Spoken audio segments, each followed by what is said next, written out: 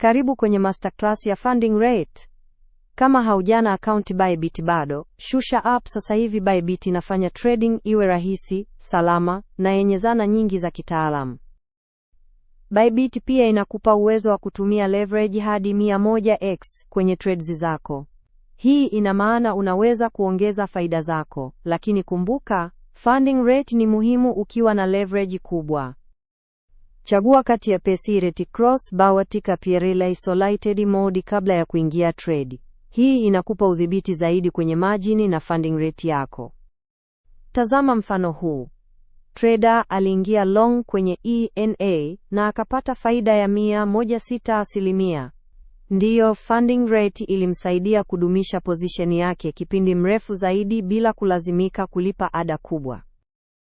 Lakini, funding rate huenda ikaathiri faida yako. Kama wengi wanaingia long, utalipa funding rate kwa shorts. Mfano huu wa BONK, trader alipata faida yao kwa kufuatilia funding rate bora.